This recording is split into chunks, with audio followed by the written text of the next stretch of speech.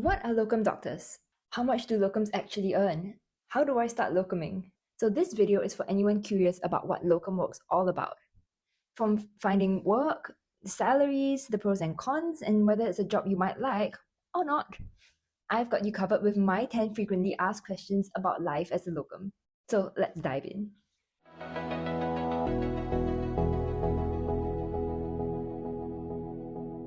I'm Faith, a freelance doctor in Singapore.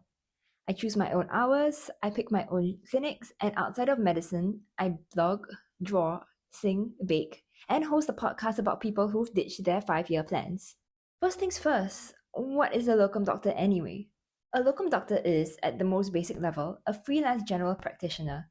So instead of being employed by a clinic full-time, you are filling in on a shift-by-shift basis whenever a clinic needs cover. So maybe the regular doctor is on leave, someone called in sick, or maybe the clinic is expecting a sudden surge in patients on a Monday when the waiting room typically looks like everyone in the neighborhood decided that today was the day to fall sick. So the clinic sometimes needs a second doctor to help with the workload. Like a panda, you eat, shoot, and leave, or rather, you come in, see patients, and leave. The opposite of a locum would be an anchor, the main general practitioner of the practice, the familiar face, the one whose name is on the clinic signboard, the one who knows which patients always downplay their symptoms, the one who's been managing Mr. Tan's hypertension for 6 years and knows that Mr. Tan only takes his medications about half the time. On the other hand, locums don't really have that long-term relationship with patients. What we have instead is flexibility and the role of keeping primary care running when our colleagues need to take leave, go on holidays, or fall sick themselves. Locum work is a real, functional part of how the private primary healthcare system in Singapore functions. Which brings me to my next question. Why would anyone choose locum work over a permanent job?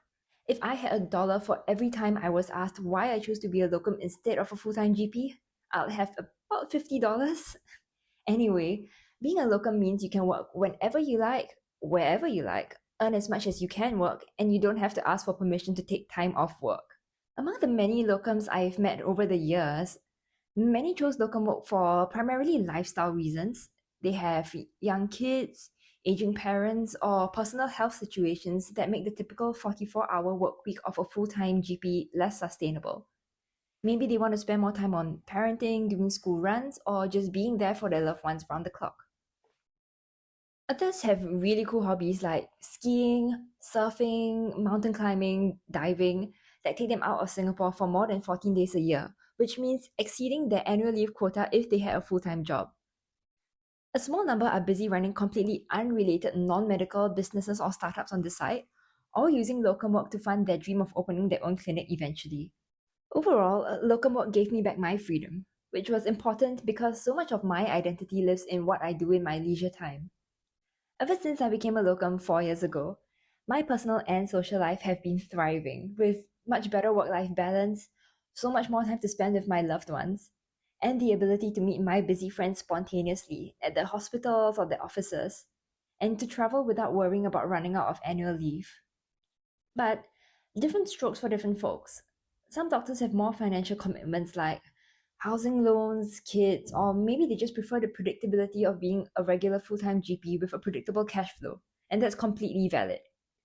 Other GPs might also feel more fulfilled when they're able to provide continuity of care in being able to follow up with their regular patients over the years and watch their young patients grow into adults.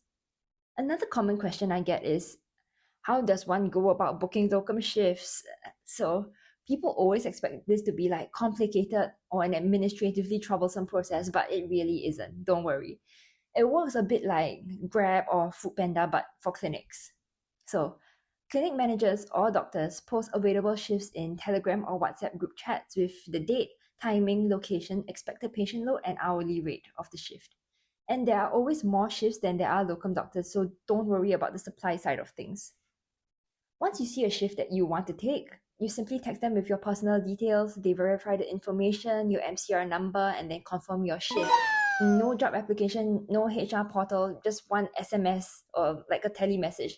You key in the shift into your calendar so you don't accidentally double book shifts and you're set. Now, here's where I'll save you some future frustration. Not all shifts are equal and the listings aren't always accurate. I've been to clinics that described their load as moderate, and they handed me 10 patients an hour back to back with no buffer. I obviously didn't go back to those. The more you locum, the sooner you learn which clinic chains are honest about their listings, which setups suit the way you like to practice, and which listings you can trust. It takes a bit of trial and error, but the error part is how you learn. So, how do I choose which clinics to work in? Here are 5 factors that influence how I pick clinics to work at and that I figured out over the past 4 years of locum work. Number 1, commute. By the time you've worked a full session and transferred like 2, 3 MRT lines in the afternoon heat, you're not tired from the doctoring or the medicine, you're tired from the commute itself. So, I pick clinics that are easy to reach and easy to get home from. After all, energy is finite and I'd like to have some left at the end of the day. Number 2, patient load. I want to actually have time to hear what the patient is saying, time to finish typing up my notes before the next patient walks in and, drink water at some point and have time to go to the toilet. A manageable pace in the clinic matters, not just for my comfort, but for what I can actually offer to my patients. Medicine done in a rush is just faster medicine with more corners cut, and I don't like that. 3. Patient demographics. There are broad generalizations by neighborhood. Punggol, Sengkang, and Bidadari are young neighborhoods with young families and a strongly pediatric population. So, cough, fever, rash, worried parents, tiny patients who are deeply unimpressed by a stethoscope. Overall, the sessions can be very loud, and your ears may be ringing from kids wailing in tiny consultation rooms, but overall, still cute.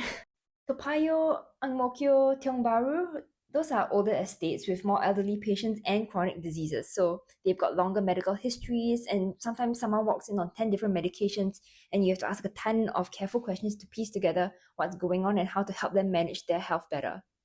Orchard and CBD, generally working adults, and many turn down MCs because they need to go back to work. So many are seeing you on a lunch break and would like to be in and out within 5 minutes. Most have corporate insurance, have decent health awareness, and tend to request specialist referrals. Some weeks I want to see one patient demographic, but some weeks I want to see another. So knowing which is which before you arrive is useful for showing up in the right headspace.